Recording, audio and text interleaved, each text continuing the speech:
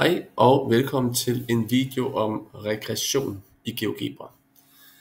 Jeg starter i Excel, og undersøgelsen handler om at finde sammenhæng mellem klap og tid. Og jeg har sat det sådan op, at jeg lavede en lille tabel, hvor x det svarer til sekunder, og y svarer til antal klap på de her sekunder. Min gruppe består af mig og Luna og Line, og jeg har skrevet 0 sekunder som sådan et kontrolting, fordi på 0 sekunder laver vi 0 klap. Og så har vi hver især i gruppen sådan startet et stopur. Så på 10 sekunder har vi talt vores klap. Jeg lavede 12 klap på 10 sekunder, Luna lavede 4 og Line lavede 9. Og sådan har vi gjort for 20 sekunder og for 30 sekunder også. Og så nu skal vi lige finde det samlede antal klap per gruppe.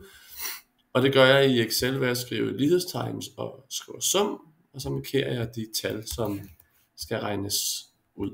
Når jeg har gjort det en gang, så kan jeg sådan trække i den lille firkant hernede i bunden. Whoops. Og så fortæller den mig, at efter 10 sekunder har vi tilsammen lavet 25 klap, så det skriver jeg her. Efter 20 sekunder har vi tilsammen lavet 54 klap, det skriver jeg. Og 30 sekunder har vi lavet 76 klap. Den her tabel, den kopierer jeg ind i GeoGebra, som jeg har åbnet. Så skal jeg åbne regnearket i GeoGebra, og den version jeg har, der skal man trykke på vis og regneark, og i de nye versioner skal man trykke på sådan 3 streger ude i siden, og så finde vis, og så trykke på regneark. Det åbner jeg op her, og sætter mine data ind. Så er tanken med det her, altså nu har jeg lavet en undersøgelse, et praktisk eksempel med klap. Det kunne være alt muligt andet. Og nu vil jeg gerne have GeoGebra til at lave noget matematik på det, så jeg kan forudsige nogle ting. For eksempel, hvor mange klap laver jeg efter 1000 sekunder, eller hvor lang tid tager det mig at lave 1000 klap. Og det kan det, der hedder en regressionsanalyse. Så nu markerer jeg de tal, som er en del af undersøgelsen, og så vælger jeg enkelt variabel analyse, og den, der hedder regressionsanalyse. Så spørger man med de tal der, og det er det. Og så hiver jeg det lige ud her, så vi bedre kan se det. Nu har den sådan sat punkterne op, og det ligner, at der sådan er en lineær sammenhæng i det her.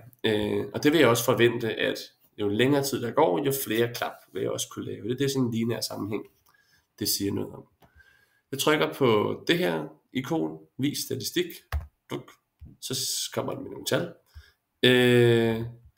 Og så skal jeg vælge en regressionsmodel. Så jeg skal vælge en type funktion eller en type sammenhæng, som jeg gerne vil se, hvordan passer den på de her tal, eller den her undersøgelse, jeg har lavet.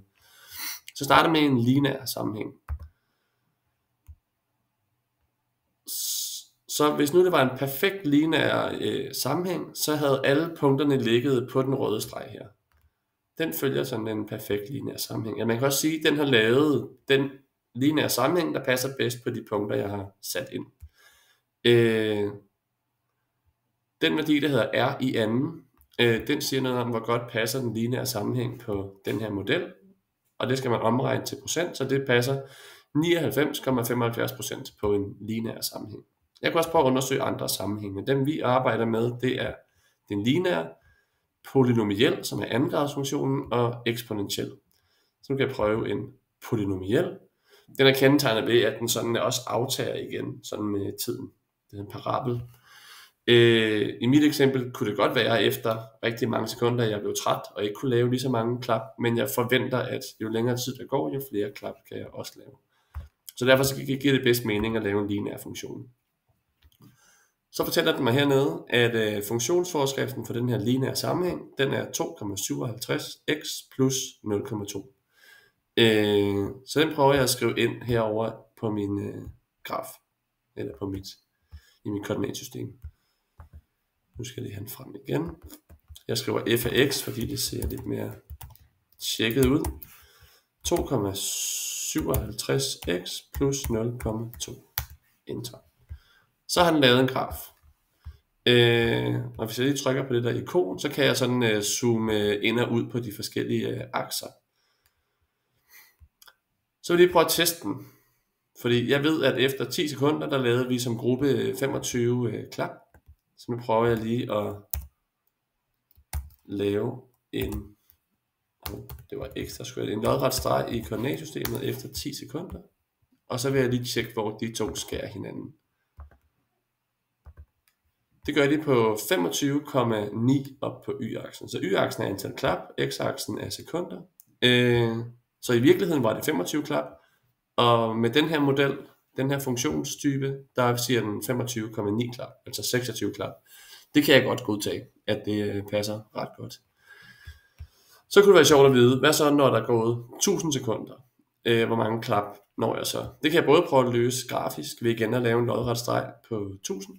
Men jeg kan også godt løse det ved at bruge funktionsforskriften. Så nu åbner jeg det værktøj, der hedder CAS. Fordi det er en slags lommeregner. Det er også det WordMath kan. Skal jeg lige gøre plads til det, hvis jeg får lov til det.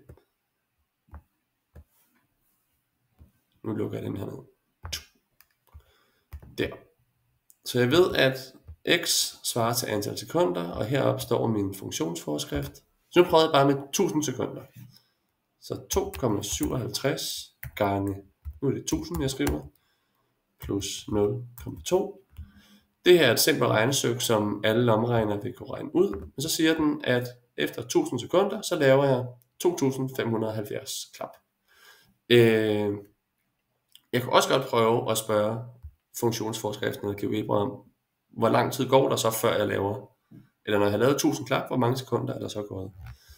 Og der skal vi huske, at y-værdien det er antal klap, og x er antal sekunder. Så nu opstiller jeg en ligning, som jeg skal have GeoGebra til at løse for mig. Så jeg skriver 1000 ind på klappenes plads, og så siger jeg til den, du skal finde ud af, hvor mange sekunder der går.